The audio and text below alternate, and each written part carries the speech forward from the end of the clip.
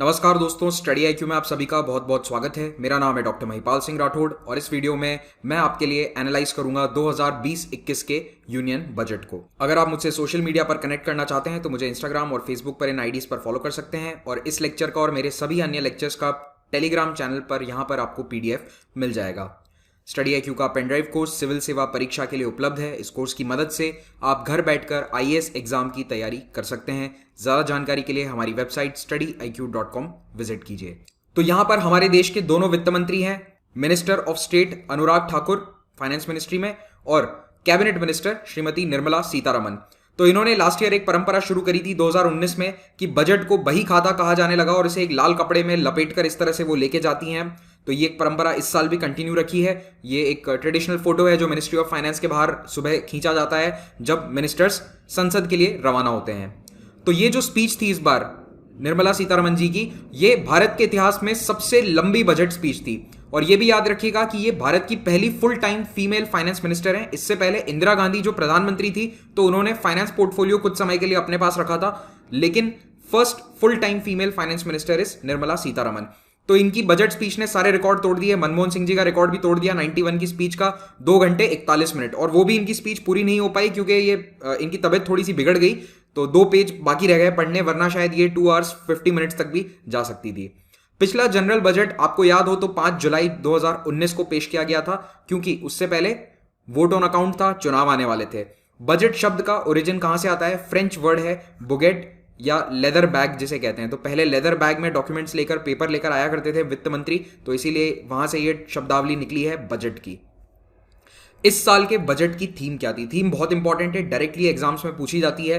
तो ये 2020-21 का जो बजट है उसकी थीम है ईज ऑफ लिविंग, यानी लोग आसानी से रहें, उनके जीवन आसानी से बीते, उसके लिए सरकार क्या कर सकती है। तो सरकार ने जो अपने वादे हैं या फिर सरकार के जो इरादे हैं वो 3 हिस्सों में डिवाइड किए हैं: एस्पिरेशनल इंडिया, इकोनॉमिक डेवलपमेंट और कैरिंग सोसाइटी। तो इसे आप यहां पर समझ सकते हैं, ईज ऑफ लिविंग के 3 कंपोनेंट बनाए गए हैं। पहला एस्पिरेशनल इंडिया, जिसमें एग्रीकल्चर, इरिगेशन, रूरल डेवलपमेंट के प्रोजेक्ट्स हैं, फिर हेल्थ, वाटर और sanitation, education and skills. Economic development में industry, commerce and investment, infrastructure, new economy. Caring society के अंदर बेसिकली वेलफेयर स्कीम्स हैं, विमेन एंड चाइल्ड वेलफेयर की, culture and tourism, environment and climate change. तो इन सभी headings को हम डिटेल में देखेंगे। और ईज ऑफ लिविंग के लिए 2 अन्य और कंपोनेंट हैं जो इसे ऐड करते हैं, गवर्नेंस और फाइनेंशियल सेक्टर। तो सबसे पहले भारतीय इकोनॉमी की कुछ बेसिक पॉइंट्स आप देखिए, अचीवमेंट्स क्या है इंडियन इकोनॉमी की।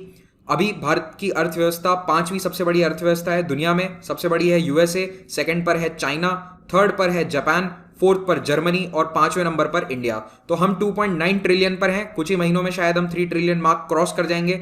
भारत सरकार का लक्ष्य आने वाले कुछ सालों में भारत की इकोनॉमी को $5 ट्रिलियन का बनाने का है। 7.4% एवरेज ग्रोथ रेट रही है जीडीपी की पिछले 5 सालों में। इन्फ्लेशन रहा है 4.5%, लेकिन याद रखिए जीडीपी की ग्रोथ रेट जो करंट ईयर है इसमें 5% ही रहने वाली है, लेकिन पहले सालों में अच्छी थी, इसीलिए एवरेज 7.4 रहेगा। सरकार ने कहा है कि 270 million people have been raised out of poverty, यानी कि 27 करोड़ लोगों को 2006 से 2016 के बीच में गरीबी रेखा से ऊपर उठाया गया।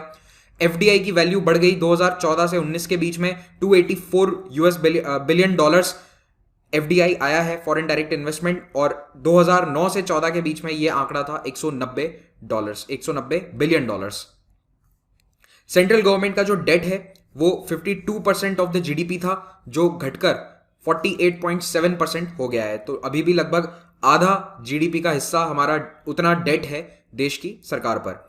Highest ever number of people in the productive age group, तो 15 से 65 की उम्र के बीच में इस वक्त जो लोग हैं भारत में, उनकी संख्या दुनिया में सबसे ज्यादा हमारे देश में है। चाइना को हम ओवरटेक कर चुके हैं। चाइना की पॉपुलेशन अब एज कर रही है, लेकिन हमारे पास 15 से 65 साल की उम्र के बीच के जो लोग हैं वो सबसे ज्यादा हैं। जीएसटी का इंप्लीमेंटेशन जो है उसके होने के बाद सिस्टम के कई बॉटलनेक्स को हटाया जा चुका है, तो जीएसटी को एक मेजर अचीवमेंट बताया है सरकार ने। फ्यूचर एम क्या है इंडिया की इस ग्रोथ को सस्टेन करने के लिए? तो 4 बातें कही है। To achieve seamless delivery of services through digital governance, यानी सरकार के द्वारा दी गई फैसिलिटीज जनता तक पहुंचे via digital method. Digital governance पे जोर रहेगा। हमारी क्वालिटी ऑफ लाइफ इंप्रूव करने के लिए इंफ्रास्ट्रक्चर देश का बेहतर किया जाएगा और इसके लिए नेशनल इंफ्रास्ट्रक्चर पाइपलाइन है, आगे बताऊंगा क्या है। डिजास्टर रेजिलियंस रिस्क मिटिगेशन, यानी कि जो आपदाएं आती है, प्राकृतिक आपदाएं हो, उनसे निपटने के लिए रिस्क मिटिगेशन स्ट्रेटजीज हों, और फाइनली सोशल सिक्योरिटी। तो पेंशन और इंश्योरेंस सेक्टर पर काफी ध्यान दिया गया है ताकि सोशल सिक्योरिटी का नेट बना रहे लोगों के आसपास। अब हम देखते हैं बजट के फिगर्स को। तो बजट के फिगर्स में आपको दो चीजें देखनी होती हैं, एक तो रिसीट्स और एक एक्सपेंडिचर। तो रिसीट्स के अंदर आता है रेवेन्यू रिसीट और कैपिटल रिसीट्स, और एक्सपेंडिचर में भी आता है रेवेन्यू और कैपिटल एक्सपेंडिचर, यहां पर वो अलग से नहीं बताया गया है। तो आप देखिए जो टोटल रिसीट्स हैं वो हैं 30,42,000 करोड़ रुपए। ये हमारे बजट का 2020-21 का एस्टिमेट है। जो पिछले साल का फाइनेंशियल ईयर था यानी 2019-20 जो अभी हालांकि खत्म नहीं हुआ है, 2 महीने उसमें बचे हैं, लेकिन उसका रिवाइज्ड एस्टिमेट आ गया है, तो that will be 26,98,000 crore rupees. तो आप एक चीज नोटिस करिए कि जो रिसीट्स हैं उसमें थोड़ी सी कमी देखी गई है। यहां पर देखिए जो बजट ने एस्टिमेट किया था पिछले साल 27,86,000 करोड़ रुपए था, और उसमें आपको लगभग 1 लाख करोड़ का डेफिसिट देखने को मिलेगा। तो ये दर्शाता है कि हमारी जो जीडीपी की ग्रोथ रेट है वो कहीं ना कहीं स्लो हुई है। तो यहां पर आप आंकड़े आपको देखो डायरेक्टली याद रखने नहीं है, कोई नहीं पूछने वाला है, लेकिन एक आइडिया होना चाहिए कि 30,42,000 करोड़ के आसपास हमारे सरकार की टोटल रिसीट्स हैं और एक्सपेंडिचर है। फिर रेवेन्यू डेफिसिट 6,09,000 करोड़ के आसपास है, और fiscal deficit is somewhere around 8 lakh crore rupees. अब आप इसके माध्यम से समझो, ये थोड़ा सा बेटर तरीका है समझने के लिए। अगर हम बात करें रेवेन्यू रिसीट्स की, 20 लाख करोड़ के आसपास है। एग्जैक्ट आंकड़े अगेन मैं आपको बोल रहा हूं, कोई नहीं पूछने वाला है, लेकिन आपको क्या देखना है कि यहां पर यह आंकड़े थोड़े से डिप हुए हैं। जो रिवाइज एस्टिमेट्स हैं 2019-20 के, उस पर आप ध्यान दीजिए। जो बजट एस्टिमेट था उससे रिवाइज एस्टिमेट जो एक्चुअली हुआ है पिछले 10 महीनों में देखा गया है, उसमें कमी आई है। कैपिटल रिसीट्स डेफिनेटली सरकार बोल रही है कि बढ़ेगी, काफी अच्छी खासी बढ़ोतरी बताई गई है। देखते हैं अगले साल के एंड में जब रिवाइज एस्टिमेट्स आएंगे तब क्या होगा। रेवेन्यू एक्सपेंडिचर जो है वो भी आप देख सकते हैं, अगेन थोड़ा सा यहां पर डिप देखने को मिलेगा आपको, और ये है कैपिटल एक्सपेंडिचर, तो यहां पर बढ़ोतरी देखी जाएगी। अगर tax as a percentage of GDP के रूप में उसे बात करें तो 10.8% होता है टैक्स रिसीट, यानी इतना टैक्स सरकार को मिलता है जो जीडीपी का 11% हिस्सा है लगभग, वो टैक्स के माध्यम से आता है, जिसमें डायरेक्ट टैक्स है 5.9% और इनडायरेक्ट टैक्स होगा 4.9%। ये 2020-21 के आंकड़े हैं। ओके, इन्हें याद रखना, ये काफी इंपॉर्टेंट है। अगर आप बात करें डेफिसिट की, तो फिस्कल डेफिसिट सरकार ने लास्ट ईयर बजट में रखा था 3.3, लेकिन एक्चुअली में ये रहेगा 3.8% ऑफ द जीडीपी, और नेक्स्ट ईयर के लिए यानी 2021 के लिए ये रहेगा 3.5%। तो फिस्कल डेफिसिट 2020-21 के लिए अनुमानित किया गया है 3.5%। और रेवेन्यू डेफिसिट भी याद रखना 2.4% रहेगा इस फिस्कल ईयर के लिए यानी FY 19-20 के लिए, और 2021 के लिए ये रहेगा 2.7%। ये दो आंकड़े बहुत ही महत्वपूर्ण है, खास करके fiscal deficit as a percentage आपको मालूम होना चाहिए दोनों कितना है और क्या रहेगा नेक्स्ट बजट के लिए। अब इस पाई चार्ट को समझते हैं। अगर सरकार 1 रुपया कमाती है तो वो कहां से आता है एज अ परसेंटेज, आपको ये आंकड़े याद रखने पड़ेंगे। पूछे जाते हैं, मैच द फॉलोइंग में पूछ लिए जाते हैं, या फिर आपको सीरीज में अरेंज करने के लिए पूछा जा सकता है। तो सरकार के रेवेन्यू का सबसे बड़ा सोर्स क्या है? सबसे बड़ा सोर्स है बोरोइंग्स एंड अदर लाइबिलिटीज, यानी सरकार उधार लेकर 20% अपना पैसा लेकर आती है, 20%। उसके बाद सेकंड नंबर पे क्या आएगा? Goods and services tax. तो जीएसटी सेकंड नंबर पे है 18% के साथ। थर्ड नंबर पर क्या आएगा? Corporation tax. दोनों वैसे बराबर ही है, कॉर्पोरेशन और जीएसटी दोनों इक्वल वैल्यू पर हैं, तो जीएसटी और कॉर्पोरेशन टैक्स। तीसरे नंबर पर आप कह सकते हैं आयकर यानी इनकम टैक्स, तो ये है 17%। उसके बाद नॉन टैक्स रेवेन्यू ये है 10%। फिर आएगा यूनियन एक्साइज ड्यूटी, ये है 7%। उसके बाद है नॉन डेट कैपिटल रिसीट 6%, और फाइनली है कस्टम्स 4%। तो ये पूरा पाई चार्ट है। इसमें सारे याद नहीं रख सको तो कम से कम सीक्वेंस याद रख लेना कि सबसे बड़ा योगदान किसका होता है? बोरोइंग्स एंड अदर लाइबिलिटीज, फिर कॉर्पोरेशन और जीएसटी, और उसके बाद इनकम टैक्स। तो ये सीक्वेंस एटलीस्ट मालूम होना चाहिए।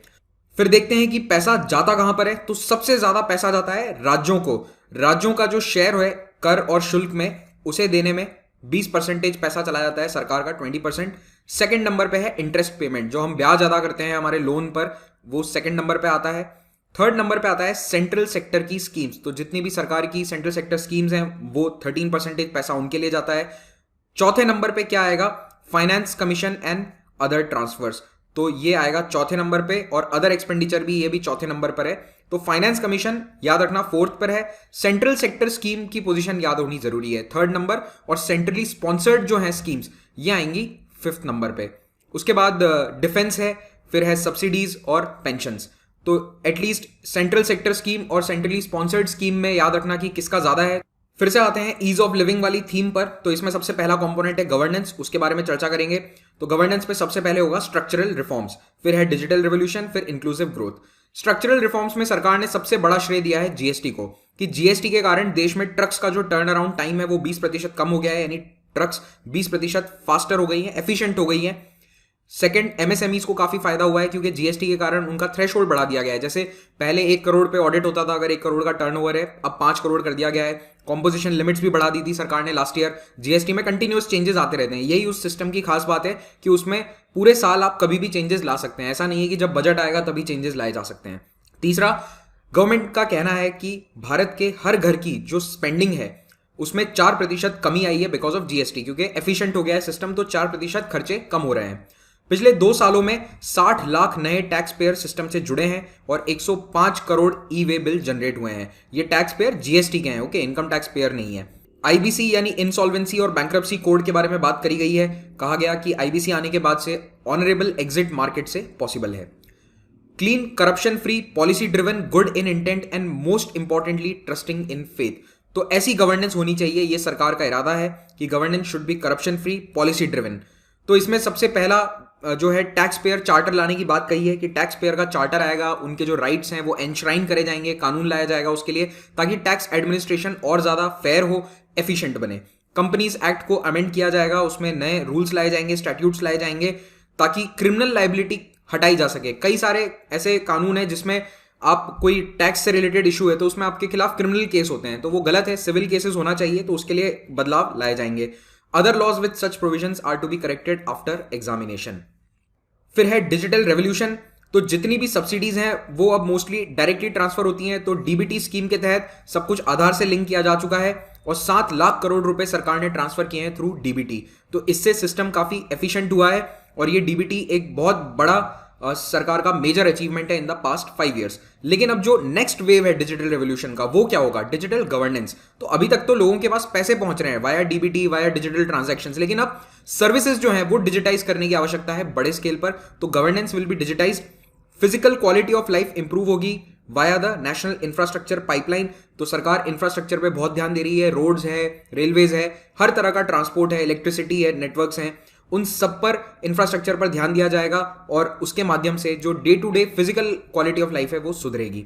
सोशल सिक्योरिटी जो है उसमें पेंशन और इंश्योरेंस स्कीम्स आती हैं, इनका पेनिट्रेशन बढ़ाना है और इसमें भी डिजिटाइजेशन के कारण काफी बदलाव आएंगे। फिर है इंक्लूसिव ग्रोथ। तो भाजपा का चुनावी वादा भी था, ये चुनावी नारा भी था, सबका साथ, सबका विकास, सबका विश्वास। तो गवर्नमेंट का फोकस फ्लैगशिप स्कीम्स पर है बड़े बड़े एरियाज में, जैसे कि हेल्थ केयर में है Ayushman Bharat, preventive health care में, सैनिटेशन में स्वच्छ भारत अभियान, वाटर के लिए जल जीवन मिशन, क्लीन एनर्जी के लिए उज्ज्वला योजना, सोलर पावर के लिए कई स्कीम्स हैं, फाइनेंशियल इंक्लूजन के लिए कई स्कीम्स चली थी, credit support, pension, affordable housing के लिए प्रधानमंत्री आवास योजना है, डिजिटल पेनिट्रेशन बढ़ाने की कोशिश है। तो ये सभी फोकस एरियाज हैं सरकार के for inclusive growth. Ease of living का दूसरा मेजर कंपोनेंट है फाइनेंशियल सेक्टर, पहला था गवर्नेंस। तो फाइनेंशियल सेक्टर में भी कई ऐसे स्टेप्स लिए गए हैं जिससे आम जनता के बीच में अपने फाइनेंसेस को लेकर ट्रस्ट बना रहे। जैसे कि लास्ट ईयर मुंबई में एक बैंक था जो फेल हो गया था, तो उसमें कई डिपॉजिटर्स के पैसे डूब गए थे सेविंग्स बैंक अकाउंट में। तो इस तरह की घटनाएं ना हो उसके लिए डिपॉजिट इंश्योरेंस कवरेज जो है वो 1 लाख से बढ़ाकर 5 लाख कर दिया है। पहले अगर बैंक डूब जाता था तो आपको मैक्सिमम 1 लाख रुपए मिलते थे as an insurance coverage, but अब वो 5 लाख कर दिया गया है। वैसे ही eligibility limit for NBFCs for debt recovery under SARFAESI act has been proposed to be reduced to asset size of 100 crore or the loan size of 50 lakh. Proposal to sell balance holding of government in IDBI bank, तो जो बची हुई holdings है IDBI bank में उसे भी सरकार अब बेच देगी। Separation of NPS trust for government employees from PFRDAI, तो पेंशन फंड रेगुलेटरी अथॉरिटी जो है उससे एनपीएस ट्रस्ट को अलग किया जाएगा for government employees. Specified categories of government securities would be open for non resident investors. New debt ETF exchange traded fund proposed mainly for government securities. Tax proposals में सरकार ने कुछ महीने पहले ही कॉर्पोरेट टैक्स रेट में काफी बड़ी कटौती करी थी और उसके बाद Bharat one of the most attractive locations बन गया है। कॉर्पोरेट टैक्स रेट अगर आप देखें एवरेज तो वो 22% है भारत में, जो कि एशिया में वन ऑफ द लोएस्ट है। हमसे कम केवल थाईलैंड है और उसके अलावा सभी देशों में 22 से तो ज्यादा ही है। तो India has become an attractive destination for companies from all over the world. ऐसी कोशिश है कि आए कंपनीज कॉर्पोरेट टैक्स रेट कम करने का मतलब ही यही है। और अभी भी एक और अनाउंसमेंट किया गया जो बजट में किया गया, वो ये कि पावर और मैन्युफैक्चरिंग सेक्टर में जो भी नई कंपनीज आएंगी उनके लिए भी कॉर्पोरेट टैक्स रेट 15% रहने वाली है। सॉवरेन वेल्थ फंड जो फॉरेन गवर्नमेंट्स के हैं उनके लिए टैक्स कंसेशन जारी रहेगा। जीएसटी रिटर्न्स को काफी सिंप्लीफाई किया गया है। 1 अप्रैल से नया सिंप्लीफाइड जीएसटी रिटर्न आ रहा है और इसमें जो रिफंड का प्रोसेस है वो पूरी तरह से ऑटोमेटेड किया जाएगा और इसमें कई छोटे छोटे बदलाव हैं जो आप यहां पर पढ़ सकते हैं पॉज करके। स्टार्टअप्स को जो टैक्स बेनिफिट्स दिए जाते हैं वो जारी रहेंगे। कोऑपरेटिव्स के लिए भी टैक्स में कटौती करी जाएगी, कंसेशनल टैक्स रेट लगाया जाएगा, ऐसा प्रपोजल है। Turnover threshold for audit of MSMEs increased, ये पॉइंट तो कवर हो चुका है। Extension of time limits pertaining to the tax benefits for affordable housing, अगर आप अफोर्डेबल हाउसिंग में घर लेते हैं तो आपको कुछ टैक्स बेनिफिट्स मिलते हैं तो उनकी टाइम लिमिट्स बढ़ाई जाएंगी। जितने भी चैरिटी इंस्टीट्यूशंस हैं उन सभी को एक यूनिक रजिस्ट्रेशन नंबर दिया जाएगा ताकि टैक्स कंप्लायंस में आसानी हो। जो भी मेडिकल इक्विपमेंट भारत में इंपोर्ट किए जाते हैं उन पर अब एक हेल्थ सेस नाम का टैक्स लगेगा। ये इसीलिए क्योंकि ज्यादातर मेडिकल इक्विपमेंट अब भारत में बनते हैं तो सरकार नहीं चाहती कि उन्हें इंपोर्ट किया जाए, तो जो इंपोर्ट करेगा उसे एक्स्ट्रा टैक्स पे करना होगा। डिविडेंड डिस्ट्रीब्यूशन टैक्स हटा दिया गया है, ये बहुत इंपॉर्टेंट पॉइंट है। डीडीटी इसे कहा जाता था। ये एक ऐसा टैक्स है जो कंपनियों को देना पड़ता था जब उनका प्रॉफिट हुआ तो वो अपने शेयर होल्डर्स को डिविडेंड बांटती हैं तो उस पर भी टैक्स लगाया जाता था। तो ये अब सरकार ने हटा दिया है, तो ये एक अच्छा स्टेप है, वेलकम स्टेप है कॉर्पोरेट्स के लिए, लिस्टेड कंपनीज के लिए। तो डीडीटी हटाया गया है, ये पॉइंट याद रखिएगा, इसे हाईलाइट कर लेना अगर नोट्स बना रहे हो। फिर आते हैं इनकम टैक्स के चेंजेस पर। यह सबसे ज्यादा एंटिसिपेटेड न्यूज थी कि इनकम टैक्स के साथ क्या होगा, रेट बढ़ेगी घटेगी। तो सरकार ने कुछ ऐसे बदलाव किए हैं जिससे मेरा मानना है कि और कंफ्यूजन बढ़ गया है। तो अब कहने को इनकम टैक्स जो स्लैब्स हैं उनमें चेंजेस किए गए हैं, लेकिन एग्जिस्टिंग एग्जेम्पशंस को हटा दिया गया है। तो लगभग 70 एग्जेम्पशंस को, डिडक्शंस को हटा दिया गया है जो आप पहले अवेल कर सकते थे सिंप्लीफाइड रेजीम में। और किया गया है कि जो एग्जेम्पशंस और डिडक्शंस लेना चाहते हैं उन्हें पुरानी टैक्स रेट ही देनी पड़ेगी। तो अब आपके पास 2 ऑप्शन है, ध्यान से समझिएगा इसे। टैक्स स्लैब जो है, आपको 2 ऑप्शंस आपके पास रहेंगे टैक्स रेट के लिए। तो अगर 0 to 2.5 है तो एग्जेम्प्टेड है आप, नए पुराने दोनों में। 2.5 to 5 लाख पर 5% है, अभी भी 5% है। 5 to 7.5 लाख 20%, लेकिन नए टैक्स रेट में 10% टैक्स लगेगा। 7.5 to 10 20, यहां पर 15। 10 लाख से ऊपर 12.5 लाख से नीचे तो 30%, 20%, 30, 25 स्लैब्स आप पढ़ सकते हैं। 15 लाख से अगर ऊपर है तो कोई फर्क नहीं है, 30% पहले भी था और अभी भी रहेगा। तो मेन फर्क किसके लिए आया है? जो 5 लाख से 12.5 लाख के बीच में कमाते हैं, जिनकी सैलरी है, उनके लिए काफी चेंजेस आ सकते हैं, बशर्ते वो डिडक्शंस और एग्जेम्पशंस ना लेना चाहें। तो देखिए कई तरह के इनकम टैक्स में डिडक्शंस मिलते हैं, एचआरए होता है और there are multiple other deductions. अगर आप उनको अवेल नहीं करते हैं तो फिर आप नए टैक्स रेट के तहत इनकम टैक्स भर सकते हैं, लेकिन अगर आप डिडक्शंस लेना चाहते हैं तो फिर आपको पुराने टैक्स रेट पर ही रहना पड़ेगा। तो अब इसमें देखिए पर्सन टू पर्सन वेरी करेगा। हो सकता है किसी को नए टैक्स रेट में थोड़ा सा फायदा हो अगर वो ज्यादा डिडक्शंस नहीं लेता है, लेकिन अगर कोई व्यक्ति है वो ऑलरेडी कई डिडक्शंस ले रहा है, अवेल कर रहा है जो एग्जिस्टिंग डिडक्शंस हैं, तो फिर उसे नई टैक्स रेट में जाने से कोई फायदा नहीं होगा, उसे यहीं पर बेनिफिट रहेगा। तो कुल मिलाकर पर्सन टू पर्सन ये वेरी करेगा। तो ऐसा नहीं कह सकते कि सभी को फायदा है, क्योंकि जो नए टैक्स रेट में जाएगा वो एग्जेम्पशंस और डिडक्शंस लूज कर देगा। तो ये जो नई टैक्स रेजीम है ये ऑप्शनल है, सबके लिए जरूरी नहीं है। आप चाहे तो पुराने स्लैब्स के अनुसार भर सकते हैं, आप चाहे तो नए के अनुसार इनकम टैक्स को भर सकते हैं।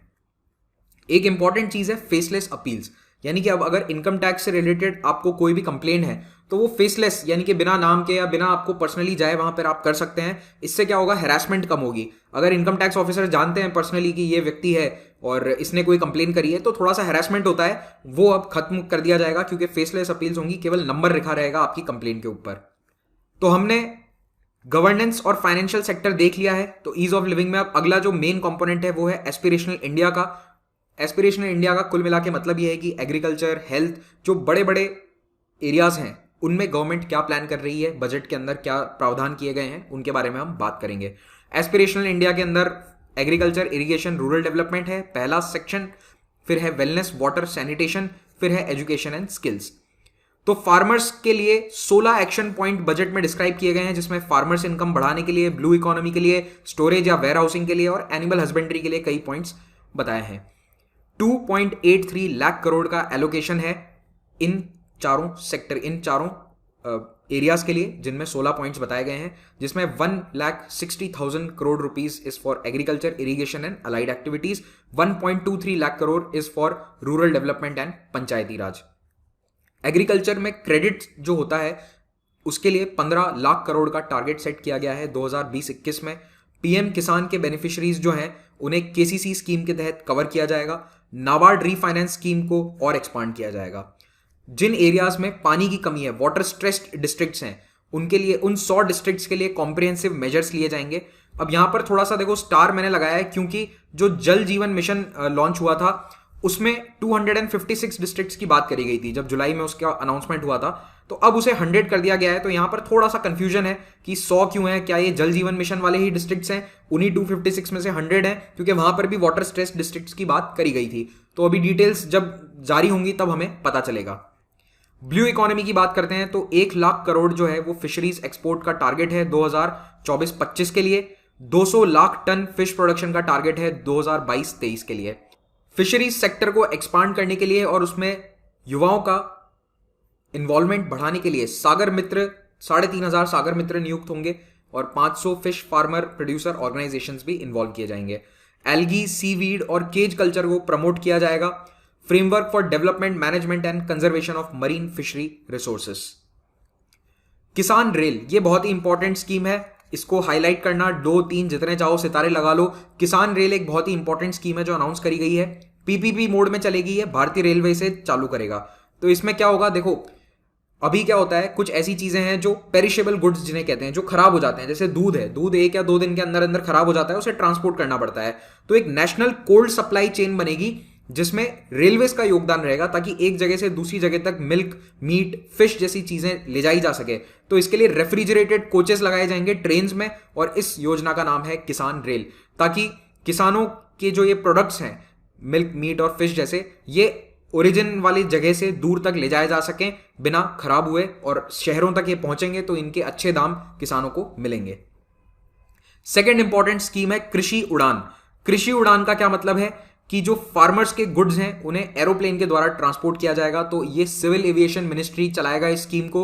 याद रखना ये स्कीम कौन सा मंत्रालय चलाएगा, सिविल एविएशन। वैसे जब इसकी डिटेल्स आएंगी तो अगेन इस पर भी हम एक अलग से वीडियो बनाएंगे, अभी तो केवल इतनी सी इंफॉर्मेशन दी गई है बजट में। तो इसमें इंटरनेशनल, नेशनल रूट दोनों कवर होंगे और नॉर्थ ईस्ट और ट्राइबल डिस्ट्रिक्ट्स पे मेन फोकस रहेगा, क्योंकि वहां के agri products lack of infrastructure के कारण अभी इंटरनेशनल मार्केट्स तक या देश के बड़े मार्केट्स तक पहुंच नहीं पा रहे हैं। तो उनके लिए कृषि उड़ान स्कीम काफी हेल्पफुल रहेगी। तो ये दोनों स्कीम्स बहुत ही इंपॉर्टेंट है, किसान रेल और कृषि उड़ान। उसके बाद है वन प्रोडक्ट वन डिस्ट्रिक्ट। ये योजना पहले अनाउंस करी जा चुकी है, इसे और बेटर किया जाएगा, इसमें मार्केटिंग और अच्छी करी जाएगी। फर्टिलाइजर्स के यूज को सरकार कोशिश करेगी कि बैलेंस किया जाए ऑर्गेनिक और इनोवेटिव फर्टिलाइजर्स के बीच में। जैविक खेती को बढ़ावा देने के लिए, ऑर्गेनिक फार्मिंग को बढ़ावा देने के लिए जैविक खेती पोर्टल को और स्ट्रेंथन किया जाएगा। ये एक ऑनलाइन पोर्टल है जहां पर ऑर्गेनिक प्रोड्यूस जो है वो बेचा जा सकता है। Online national organic products market है। फिर जीरो बजट नेचुरल फार्मिंग, इसको जुलाई 2019 के बजट में भी मेंशन किया गया था, जीरो बजट फार्मिंग को। तो इसका फिर से जिक्र हुआ है। डिटेल्ड स्कीम क्या है कुछ ज्यादा नहीं बताया गया सरकार के द्वारा, जो पुराने पॉइंट्स थे वही रीआइटरेट किए गए। पीएम कुसुम योजना को एक्सपांड किया जाएगा। इसमें क्या होगा, देखिए फार्मर्स को सोलर पंप दिए जाएंगे और जिनके पास पंप नहीं है उन्हें तो नए पंप्स दिए जाएंगे, उसके लिए सब्सिडी प्रोवाइड होगी। तो ये किसान होंगे 20 लाख और 15 लाख ऐसे किसान जिनके पास ऑलरेडी खेत पर पंप सेट लगा हुआ है, उसे सोलराइज करने के लिए सहायता प्रदान करी जाएगी। तो इस स्कीम से फार्मर्स को ये फैसिलिटी मिलेगी कि वो सोलर पावर जनरेशन कैपेसिटी लगा सकें, इंस्टॉल कर सकें, और जो खेत बैरन है यहाँ पर, यानी कि जहां पर खेती नहीं होती है, वहां पर बिजली का प्रोडक्शन करके उसे ग्रिड से कनेक्ट करके बेचा जा सके। तो इससे किसानों को फायदा होगा। फिर है विलेज स्टोरेज स्कीम। तो इस स्कीम के तहत वेयर हाउसेस बनाए जाएंगे, लेकिन गांव या फिर तहसील स्तर पर, और इस स्कीम को चलाने में सबसे बड़ा रोल रहेगा एसएचजी यानी सेल्फ हेल्प ग्रुप्स का। इससे फार्मर्स को लॉजिस्टिक्स कॉस्ट कम करने में मदद मिलेगी और होल्डिंग कैपेसिटी बढ़ेगी, क्योंकि अगर आपके आसपास में वेयर हाउस है, नजदीक में है, तो उससे कॉस्ट काफी कम हो जाएंगी। जो आपका अन्न है वो सड़ेगा नहीं, खास करके जो पेरिशेबल फ्रूट्स जैसे आइटम है उनके लिए काफी सहायता रहेगी। तो इसमें महिलाओं का और एसएचजीज का योगदान रहेगा। और बजट में टर्म यूज किया गया है धान्य लक्ष्मी। तो देयर पोजीशन एज धान्य लक्ष्मी विल बी रिस्टोर्ड या रिगेन्ड, ये बजट में कहा गया है। लेकिन अब इसमें एसएचजी किस तरह से इस स्टोरेज को चलाएंगे, इसके बारे में अभी डिटेल्स आनी बाकी हैं। नाबार्ड जितने भी एग्री वेयर हाउसेस हैं उन्हें जियो टैग करेगा, उन्हें मैप करेगा, जियो टैगिंग होगी उनकी। तो जितने भी वेयर हाउस हैं, कोल्ड स्टोरेजेस हैं, रीफर वैन फैसिलिटी है। रीफर वैन क्या होता है? ऐसे ट्रक्स या ऐसे वाहन जिनमें रेफ्रिजरेशन की फैसिलिटी हो। तो जैसे आइसक्रीम ट्रांसपोर्ट होती है तो उन ट्रक्स में रेफ्रिजरेटर होता है पूरे कंटेनर में पीछे, तो उसे रीफर वैन कहा जाता है। तो रीफर वैन वाली फैसिलिटीज और जितने भी स्टोरेज फैसिलिटीज है वो जियो टैग होंगी, ताकि किसानों को सहायता मिले। आसपास आपके कौन सी स्टोरेज है आप मैप पर ढूंढ पाएंगे जब नाबार्ड इन्हें टैग कर देगा, जियो टैग कर देगा।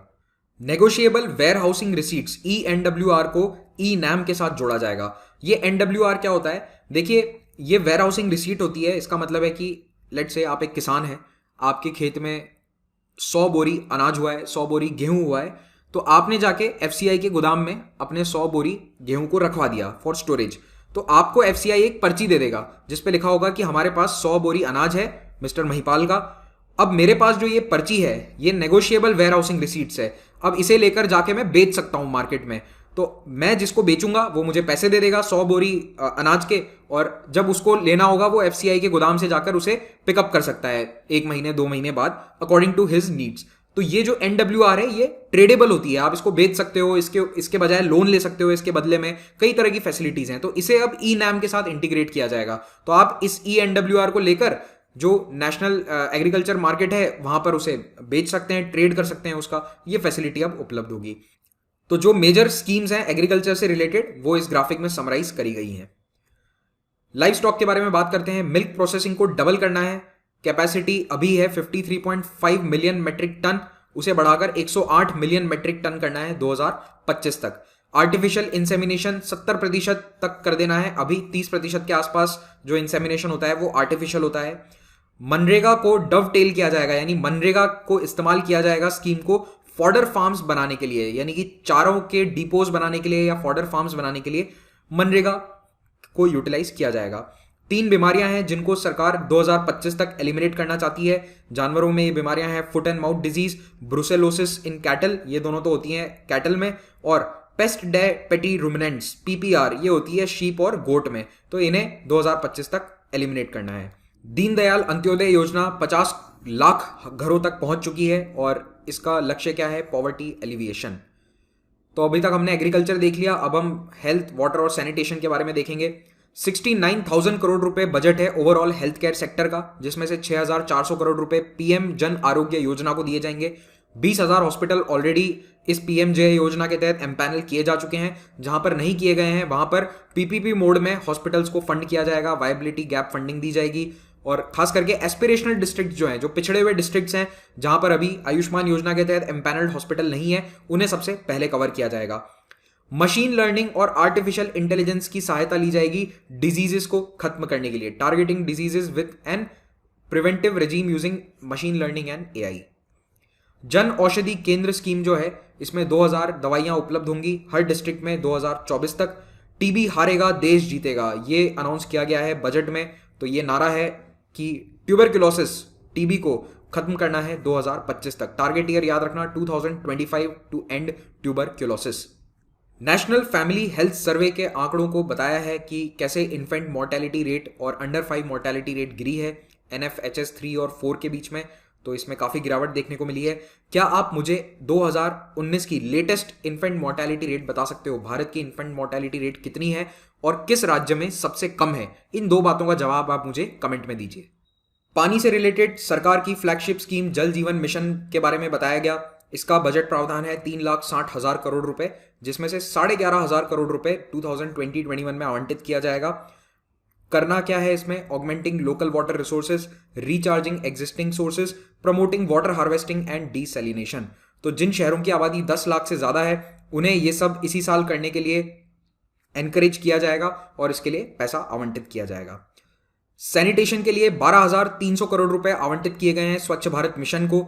ODF प्लस कमिटमेंट है। तो open defecation free urban areas तो हो चुके हैं लेकिन रूरल एरियाज अभी तक नहीं हुए हैं। तो इस ODF बिहेवियर को कंटिन्यू करना है। ODF प्लस का मतलब यह है कि ऐसा नहीं है कि एक बार ओपन डेफिकेशन फ्री घोषित हो गए तो फिर से ढील दे दी जाए। तो इसे कंटिन्यू करना है, उसके लिए बजट रहेगा। और लिक्विड और ग्रे वाटर मैनेजमेंट, यानी कि जो वेस्ट वाटर है अभी उसके मैनेजमेंट के लिए खास करके रूरल एरियाज में कुछ भी नहीं है, कोई फैसिलिटीज नहीं है, तो अब उसकी ओर ध्यान दिया जाएगा। Solid waste collection, source segregation और प्रोसेसिंग पर फोकस रहने वाला है। स्वच्छ भारत मिशन का जो बजट है वो पिछले साल के बजट से बढ़ा दिया है। तो 19-20 का जो फिस्कल ईयर है उसमें 9,638 करोड़ रुपए बजट था, जो अब बढ़ाकर लगभग 12,500 करोड़ रुपए हो जाएगा। एजुकेशन एंड स्किल्स, 1,00,000 करोड़ रुपए एजुकेशन को दिया जाएगा, यानी कि एचआरडी मिनिस्ट्री को 99,300 करोड़ रुपीस। स्किल डेवलपमेंट के लिए 3,000 करोड़ का बजट है। सरकार एक नई एजुकेशन पॉलिसी जल्द ही लॉन्च करने वाली है। दो बड़े अनाउंसमेंट थे, नेशनल पुलिस यूनिवर्सिटी और नेशनल फॉरेंसिक साइंस यूनिवर्सिटी, ये दोनों स्थापित करी जाएंगी for police science, forensic science, cyber forensics. तो इनमें स्पेशलाइज्ड ट्रेनिंग देने के लिए हमारी फोर्सेस को, पुलिस फोर्सेस को, ये दोनों यूनिवर्सिटीज काम करेंगी। नेशनल इंस्टीट्यूशनल रैंकिंग फ्रेमवर्क में जो देश के टॉप 100 संस्थान हैं वो अब फुल फ्लेज ऑनलाइन कोर्स चलाएंगे। तो अब आपको अगर डिग्री चाहिए तो वो भी आप ऑनलाइन एजुकेशन के माध्यम से ले सकते हैं। तो अब केवल कॉम्पिटिटिव एग्जाम्स की तैयारी ही नहीं, आप डिग्री भी अटेन कर सकते हैं ऑनलाइन माध्यम से। Up to 1 year internship to fresh engineers to be provided by urban local bodies, 1 साल की इंटर्नशिप मिलेगी इंजीनियर्स को अपने अपने लोकल अर्बन बॉडीज में। बजट में ये कहा गया कि डॉक्टर्स की, खास करके स्पेशलिस्ट्स की बहुत कमी है डिस्ट्रिक्ट हॉस्पिटल्स में। तो जहां पर ये कमी ज्यादा है वहां पर अब मेडिकल कॉलेजेस को उनके साथ अटैच किया जाएगा पीपीपी मोड में। तो यानी कि प्राइवेट मेडिकल कॉलेजेस के पास भी ये ऑप्शन रहेगा कि वो डिस्ट्रिक्ट हॉस्पिटल के साथ अटैच हो जाएं। तो सरकार अपने स्तर पर नए मेडिकल कॉलेज नहीं खोलेगी, प्राइवेट कॉलेजेस को ही ये प्रमोट किया जाएगा कि आप डिस्ट्रिक्ट हॉस्पिटल के साथ अटैच हो जाइए, ताकि डिस्ट्रिक्ट हॉस्पिटल्स को स्पेशलिस्ट की फैसिलिटीज मिल सकें। बड़े हॉस्पिटल्स जो हैं उन्हें डीएनबी कोर्सेज चलाने के लिए प्रेरित किया जाएगा। ऑलरेडी चलते हैं कई हॉस्पिटल्स में, लेकिन अब उन्हें बढ़ाया जाएगा। डीएनबी एक पोस्ट ग्रेजुएशन क्वालिफिकेशन होती है मेडिकल फील्ड में। इसे कौन सर्टिफाई करता है? National board of examinations. सरकार कुछ स्पेशल ब्रिज कोर्सेज चालू करेगी। ब्रिज कोर्स का क्या मतलब है? देखिए, कई ग्रेजुएट्स होते हैं टीचिंग, नर्सिंग, पैरामेडिकल फील्ड में जो विदेशों में नौकरी करना चाहते हैं, लेकिन जो विदेशों की डिमांड है उस अनुसार उनका स्किल सेट नहीं होता है। तो उस गैप को पूरा करने के लिए, उस स्किल सेट को डेवलप करने के लिए सरकार द्वारा कुछ स्पेशल कोर्सेज चलाए जाएंगे, जैसे कि 6 महीने का या 4 महीने का ब्रिज कोर्स चला दिया, जिससे कि विदेशों में नौकरी पाना इन प्रोफेशनल्स के लिए आसान हो जाएगा और इसमें स्किल सेट उनका बढ़ेगा वर्कफोर्स और एम्प्लॉयर्स के स्टैंडर्ड्स के अनुसार। 150 higher educational institutions to start apprenticeship embedded degree diploma courses by March 2021। External commercial borrowings and FDI to be enabled for education sector. तो अब एजुकेशन सेक्टर में भी एफडीआई अलाउड होगा। नेक्स्ट बहुत ही इंपॉर्टेंट पॉइंट, आईएनडी यानी India SAT exam propose किया गया है। ये एसएटी एग्जाम विदेशी स्टूडेंट्स के लिए होगा। तो एशियन और अफ्रीकन कंट्रीज के कई छात्र भारत आकर पढ़ते हैं, तो उनके लिए एक स्टैंडर्ड एग्जाम होगा, एक तरह से एंट्रेंस टेस्ट हो गया जो उन्हें देना होगा। उसमें एक स्कोर आएगा, उस स्कोर के अनुसार आप विभिन्न यूनिवर्सिटीज में एडमिशन ले पाएंगे। एक एप्टीट्यूड का भी आपको पता चल जाएगा कि आपको किस कोर्स में जाना है, किस यूनिवर्सिटी में जाना है। तो ये स्टडी इन इंडिया प्रोग्राम जो चल रहा है उसके तहत इंडिया सैट एग्जाम चालू किया जाएगा। तो अभी तक हम एग्रीकल्चर, वेलनेस, वाटर सैनिटेशन देख चुके हैं, एजुकेशन स्किल्स देख चुके हैं। एस्पिरेशनल इंडिया वाला पोर्शन खत्म हो गया। फिर आते हैं इकोनॉमिक डेवलपमेंट पर। तो यहां पर सबसे पहले इंडस्ट्री, कॉमर्स एंड इन्वेस्टमेंट की बात करते हैं। 27,300 करोड़ रुपए एलोकेट किए जाएंगे 2020-21 के बजट में for the development and promotion of industry and commerce. Investment clearance cell बनाया जाएगा। लक्ष्य क्या है इसका? एंड टू एंड फैसिलिटेशन मिले जो इन्वेस्ट करना चाह रहा है उसको, और एक पोर्टल बनाया जाएगा इसके लिए। इस पोर्टल के थ्रू सारी कार्रवाई अब होगी। Scheme to encourage manufacturing of mobile phones, electronic equipment and semiconductor packaging. तो इनके प्रोडक्शन को बढ़ावा देने के लिए एक स्कीम लाई जाएगी। नेशनल टेक्निकल टेक्सटाइल मिशन चलाया जाएगा 4 सालों के लिए। निर्वीक स्कीम लॉन्च करी जाएगी एक्सपोर्ट करने वालों के लिए, यानी कि जो निर्यात करते हैं, खास करके जो छोटे निर्यातक हैं, स्मॉल टाइम एक्सपोर्टर्स हैं जिनका इतना बड़ा बिजनेस नहीं है, उन्हें इससे काफी मदद मिलेगी। इंश्योरेंस कवरेज बेहतर होगा। Reduction in premium for small exporters, simplified procedure for claim settlements. तो ये सभी फायदे होंगे निर्वीक स्कीम के। याद रखना ये किसके लिए है? एक्सपोर्टर्स के लिए है। और एक्सपोर्ट से रिलेटेड ही एक और स्कीम लॉन्च करी जाएगी जो एमएसएमईज के लिए, लघु उद्योगों के लिए होगी। इसको एग्जिम बैंक और सिडबी एंकर करेंगे। तो ये एक्सपोर्ट मार्केट्स के लिए होगी। गवर्नमेंट ई मार्केट प्लेस जो है जेम, उसका टर्नओवर 3 लाख करोड़ तक किया जाएगा। Scheme for revision of duties and taxes on exported products to be launch. तो जो ड्यूटीज और टैक्स हैं निर्यात होने वाले प्रोडक्ट्स पर, उन पे रिवीजन होगा, उनमें कुछ बदलाव होंगे, इसके लिए एक स्कीम आएगी। Exporters to be digitally refunded duties and taxes levied at central, state and local levels which are otherwise not exempted और refunded. Zero defect zero effect manufacturing, ये नारा प्रधानमंत्री ने दिया था, जीरो डिफेक्ट जीरो इफेक्ट, इसको फिर से आज मेंशन किया गया बजट में। फिर आते हैं इंफ्रास्ट्रक्चर पर। तो सरकार के लिए अगले 5 सालों में जल जीवन मिशन के बाद मेरे ख्याल से सबसे इंपॉर्टेंट फोकस एरिया है वो है इंफ्रास्ट्रक्चर का। 100 लाख करोड़ रुपए के आसपास खर्च किए जाएंगे इन द नेक्स्ट 5 ईयर्स। इसमें सबसे इंपॉर्टेंट है नेशनल इंफ्रास्ट्रक्चर पाइपलाइन। इसमें कई प्रोजेक्ट्स हैं जिन्हें ग्रेडिफाई किया जाएगा, अलग अलग ग्रेड्स में रखा जाएगा। 6,500 प्रोजेक्ट्स हैं जो फाइनेंस किए जाएंगे, फंड किए जाएंगे under the national infrastructure pipeline. तो इसमें आप देखिए rural infrastructure, irrigation, renewable power, conventional power, railways, urban housing, roads. सबसे ज्यादा बजट किसका रहेगा? रोड्स का। तो ये बेसिक इंफ्रास्ट्रक्चर है और ये फिजिकल ईज ऑफ लिविंग में हेल्प करेगा। तो सड़कें अच्छी होंगी, रेलवेज अच्छे होंगे, पावर सप्लाई, बिजली बेहतर होगी, तो ऑब्वियसली हमारा जीवन सुधरेगा, फिजिकल ईज ऑफ लिविंग हमारा इंक्रीज होगा। तो सबसे ज्यादा बजट रखा गया है ये 20 लाख करोड़ रुपए का सड़कों के लिए अगले 5 साल में। नेशनल लॉजिस्टिक्स पॉलिसी जल्द ही लॉन्च होने वाली है और उससे लॉजिस्टिक्स सेक्टर को काफी बढ़ावा मिलेगा। National skill development agency to give special thrust to infrastructure focused skill development opportunities. तो इंफ्रास्ट्रक्चर के फील्ड में जो स्किल्स चाहिए उस पर ज्यादा ध्यान दिया जाएगा NSDA द्वारा। Project preparation facility for infrastructure projects. तो जो बड़े इंफ्रास्ट्रक्चर प्रोजेक्ट्स हैं उनको प्रिपेयर करने के लिए एक स्पेशल फैसिलिटी बनाई जाएगी, प्रोजेक्ट प्रिपरेशन फैसिलिटी। इसमें यंग इंजीनियर्स, मैनेजमेंट ग्रेजुएट्स और इकोनॉमिस्ट अलग अलग यूनिवर्सिटीज के इन्वॉल्व किए जाएंगे। 1.7 लाख करोड़ रुपीस खर्च किए जाएंगे 2020-21 में ट्रांसपोर्ट पर। ट्रांसपोर्ट में रोड्स, एयरपोर्ट्स और पोर्ट और वाटरवेज सभी शामिल हैं। तो सड़कों में मेनली जो थ्रस्ट रहेगा वो हाईवेज पर रहेगा। हाईवेज या फिर एक्सेस कंट्रोल्ड एक्सप्रेसवेज जो हैं उन पर ज्यादा जोर रहेगा। सिविल एविएशन में सरकार ने घोषणा करी है कि 100 नए एयरपोर्ट बनाए जाएंगे 2024 तक। उड़ान योजना के तहत सरकार ने लास्ट ईयर 2018 में घोषणा करी थी कि 100 एयरपोर्ट ऑलरेडी बन चुके हैं, 100 और बनाए जाएंगे। जो करंट एयर फ्लीट है यानी कि जितने हवाई जहाज हैं वो कितने हैं? 600, उन्हें 1200 कर दिया जाएगा। Port and waterways, corporatising at least 1 major port. तो कोई भी एक बड़ा पोर्ट जो है, जो भारत के 10 मेजर पोर्ट्स हैं उनमें से किसी एक को प्राइवेटाइज या कॉर्पोरेटाइज किया जाएगा और उसको स्टॉक मार्केट पर लिस्ट भी किया जाएगा। Governance framework keeping with global benchmarks needed for more efficient sea ports. Economic activity along river banks to be energised as Arth Ganga concept. तो कुल मिलाकर आप ये उम्मीद रख सकते हैं कि आने वाले 1 साल में कोई एक बड़ा पोर्ट कॉर्पोरेटाइज होगा और जो पोर्ट्स का मैनेजमेंट है उसमें काफी बदलाव देखने को मिलेंगे। और जो इनलैंड वाटरवेज है उस पर सरकार का पिछले 2 सालों से थ्रस्ट है, लेकिन इस बार केवल एक अर्थ गंगा कॉन्सेप्ट को मेंशन किया गया है और ये कहा गया है कि economic activity along river banks. तो जो ऑलरेडी वाटरवेज इनोग्रेट हो चुके हैं बस उन्हीं का जिक्र था, कुछ नया ज्यादा डेवलपमेंट नहीं है इनलैंड वाटरवेज से रिलेटेड। लास्ट ईयर के बजट में इनलैंड वाटरवेज पर काफी जोर था। रेलवेज में 5 मेजर पॉइंट्स हैं। पहला ये कि सोलर पावर कैपेसिटी बढ़ाई जाएगी। कैसे? जो रेलवे ट्रैक्स हैं उनके दोनों तरफ सोलर पैनल्स लगाए जाएंगे, जो रेलवे की जमीन है उसका इस्तेमाल होगा, सोलर पावर जनरेट होगा। 4 बड़े स्टेशन का रीडेवलपमेंट होगा और 150 पैसेंजर ट्रेन PPP मोड पे चलाई जाएंगी। ये बहुत ही इंपॉर्टेंट डेवलपमेंट है। 150 passenger train through PPP mode. एक ट्रेन ऑलरेडी चालू हो चुकी है, क्या आप मुझे उसका नाम बता सकते हो कमेंट्स में? तेजस की तरह और ट्रेन चलाई जाएंगी। फास्ट ट्रेन है, कनेक्टिविटी टुवर्ड्स टूरिस्ट डेस्टिनेशन इससे बढ़ेगी। मुंबई अहमदाबाद के बीच में जो हाई स्पीड ट्रेन है उसे एक्टिवली परस्यू किया जाएगा। घोषणा तो उसकी कई साल पहले हो चुकी है। बेंगलुरु शहर के निवासियों के लिए एक खुशखबरी है। Suburban transport project 148 kilometre long ये बनाया जाएगा। बेंगलुरु हाल ही में देश के सबसे traffic congested cities, I think world में सबसे ट्रैफिक कंजेस्टेड सिटी पे नंबर 1 था। तो बेंगलुरु में जब सबर्बन प्रोजेक्ट शुरू होगा तो उसके बाद वहां पर ट्रैफिक की समस्या से शायद थोड़ा सा निजात मिले। रेलवे के बजट में आप केवल ऑपरेटिंग रेशियो याद रखिए। तो 2019-20 के लिए ऑपरेटिंग रेशियो रहेगा 97.4 और अगले साल यानी 20-21 में इसे रखने का टारगेट है 96.2।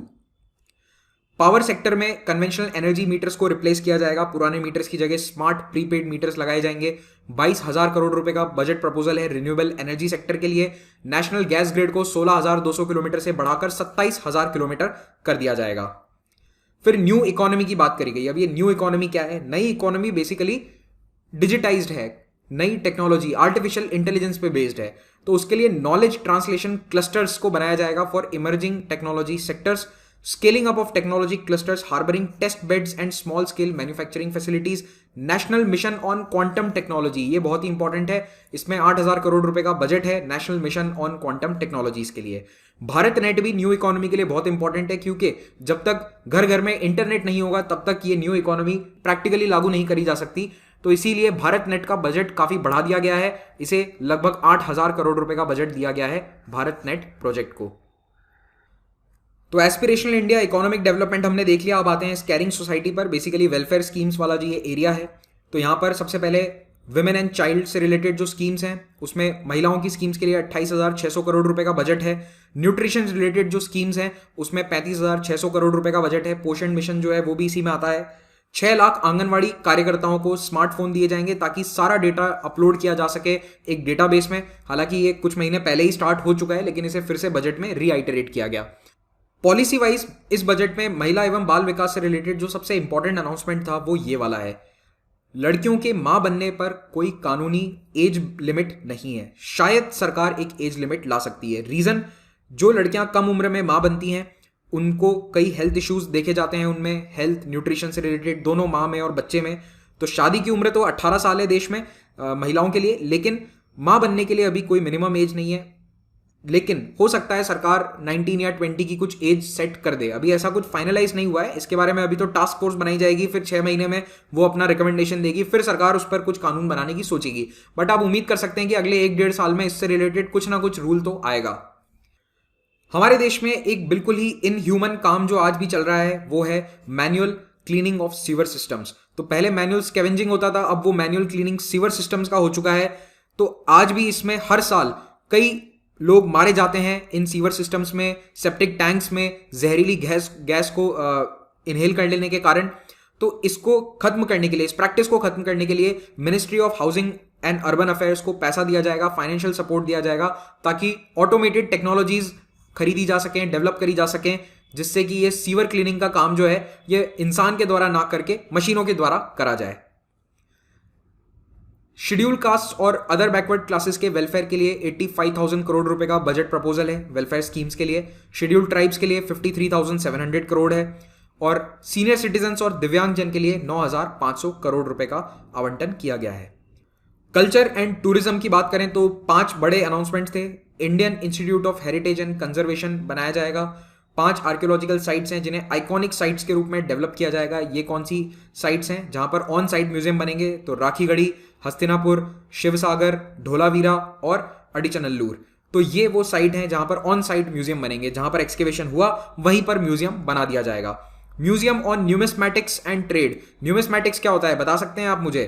ट्राइबल म्यूजियम इन रांची और मैरीटाइम म्यूजियम इन लोथल। तो ये मैरीटाइम म्यूजियम लोथल है, ये भी इंडस वैली साइट पर है। उसके अलावा आप ये भी याद रखना राखीगढ़ी भी एक इंडस वैली साइट है, तो धोलावीरा भी इंडस वैली साइट है। इन इंडस वैली साइट पर 3 जगहों पर म्यूजियम्स के अनाउंसमेंट किए गए हैं। Environment and climate change. मैं पर्सनली काफी डिसअपॉइंटेड था एनवायरमेंट वाले सेक्शन को लेकर। 4,400 करोड़ रुपए का बहुत ही कम अमाउंट इसे आवंटित किया गया है। कोई मेजर अनाउंसमेंट या पॉलिसी नहीं बताई गई। केवल यह कहा गया है कि जो पुराने थर्मल पावर प्लांट हैं जो एमिशन नॉर्म्स को पूरा नहीं करते उन्हें धीरे धीरे बंद किया जाएगा। Formulating and implementing plans for ensuring cleaner air in cities above 1 million to be encouraged. बस एनकरेज्ड है, यानी कि जहां पर 10 लाख से ज्यादा आबादी है उन शहरों में हवा साफ करने के लिए सरकारों को प्रेरित किया जाएगा, एनकरेज किया जाएगा। और coalition for disaster resilient infrastructure जो लॉन्च किया था भारत के नेतृत्व में, उसका जिक्र किया गया है और आईएसए का जिक्र किया गया है। Basically no major policy announcement in this field. फिर कुछ और स्कीम्स हैं जो इन सभी हेडिंग्स में नहीं आती हैं लेकिन हमारे लिए इंपॉर्टेंट है और स्टूडेंट्स खास करके आप लोगों के लिए इंपॉर्टेंट है। वो है नेशनल रिक्रूटमेंट एजेंसी। तो कई स्कैम्स चल रहे हैं, कई सालों से रिक्रूटमेंट में दिक्कतें आ रही है। इन सभी को हटाने के लिए सरकार ने एक बड़ी रिक्रूटमेंट एजेंसी बनाने का सोचा है, सेंट्रलाइज्ड एजेंसी, जिसका नाम होगा एनआरए, नेशनल रिक्रूटमेंट एजेंसी। ये इंडिपेंडेंट होगी, प्रोफेशनल होगी और यहां पर कंप्यूटराइज्ड टेस्ट होंगे, computer based common eligibility test होगा रिक्रूटमेंट के लिए। तो हो सकता है आने वाले 2 सालों में आप देखेंगे कि अलग अलग एग्जाम्स नहीं होंगे राज्यों के, में भी एक कॉमन एग्जाम होगा, उसी का स्कोर लेकर आप सब जगह अप्लाई कर सकते हैं। जैसा अभी नेट में होता है, कुछ उसी तरह का सिस्टम शायद मुझे लगता है कि यहां पर लाने की कोशिश होगी। लेकिन एनआरए जो है ये कंप्यूटर बेस्ड ऑनलाइन टेस्ट करवाएगी, इतना तय है। हर डिस्ट्रिक्ट में एक टेस्ट सेंटर होगा। अभी जनरली ये होता है कि टेस्ट सेंटर्स कंप्यूटर्स के लिए या तो इंजीनियरिंग कॉलेजेस होते हैं या अन्य कोई प्राइवेट सेंटर्स होते हैं, इंस्टीट्यूट्स होते हैं, लेकिन सरकार खुद के सेंटर्स को डेवलप करेगी, खास करके एस्पिरेशनल डिस्ट्रिक्ट्स यानी पिछड़े हुए डिस्ट्रिक्ट्स में, ताकि वहां के स्टूडेंट्स को बाहर ना आना पड़े एग्जाम देने के लिए। Robust mechanism to be evolved for appointment including direct recruitment to various tribunals and specialised bodies to attract best talents and professional experts. Tribunals में, स्पेशलाइज्ड बॉडीज में डायरेक्ट रिक्रूटमेंट के लिए एक मैकेनिज्म तैयार होगा। और ये क्या मैकेनिज्म होगा, एनआरए के क्या रूल्स होंगे, अभी डिटेल्स नहीं आई है, बजट में केवल अनाउंसमेंट होता है। धीरे धीरे सरकार डिटेल्स बाहर निकालती है। अभी तो उन्होंने बस डिसाइड किया है कि एनआरए बनाया जाएगा। आने वाले 1 या 2 महीने के अंदर हमें इसकी डिटेल्स मिल जानी चाहिए। और आप लोग ये मत सोचिए कि एसएससी के एग्जाम या जो भी अन्य एग्जाम की तैयारी कर रहे हैं वो इस साल नहीं होने वाले, ऐसा कुछ नहीं है। एनआरए बनेगी, वो एग्जाम कंडक्ट करेगी, it will take at least 1 to 2 years. तो 2021 या 22 तक शायद एनआरए काम करना शुरू करेगी। इस साल जो एग्जाम होने वाले हैं वो नॉर्मल जैसे चलते आए हैं वैसे ही होंगे। फिर एक स्टैटिस्टिक्स पॉलिसी है, ये काफी हैरानी भरा था क्योंकि भारत के जीडीपी डेटा को लेकर काफी कंट्रोवर्सी हुई थी लास्ट ईयर। जो स्टैटिस्टिशियंस हैं इंडिपेंडेंट या बाहर के देशों के, वो सभी ये कहते हैं, इनफैक्ट सरकार के खुद के पुराने चीफ इकोनॉमिक एडवाइजर्स ये कहते हैं कि जो डेटा है वो ज़्यादा दिखाया जाता है, 2% बढ़ा चढ़ा के दिखाया जाता है, तो काफ़ी कंट्रोवर्सी रहती है। तो सरकार ने ये कहा है कि अब न्यू स्टैटिस्टिक्स पॉलिसी आएगी, आर्टिफिशियल इंटेलिजेंस का इस्तेमाल किया जाएगा, लेटेस्ट टेक्नोलॉजीज का इस्तेमाल किया जाएगा स्टैटिस्टिक्स के फील्ड में। lay down a roadmap towards modernized data collection, integrated information portal and timely dissemination of information. Finally जो डिफरेंट डिपार्टमेंट्स का बजट है या फिर जो एक्सपेंडिचर है वो यहां पर मेंशन किया हुआ है। सारे इंपॉर्टेंट नहीं है, कुछ बता रहा हूं मैं, बस वो याद रख लेना अगर हो सके तो।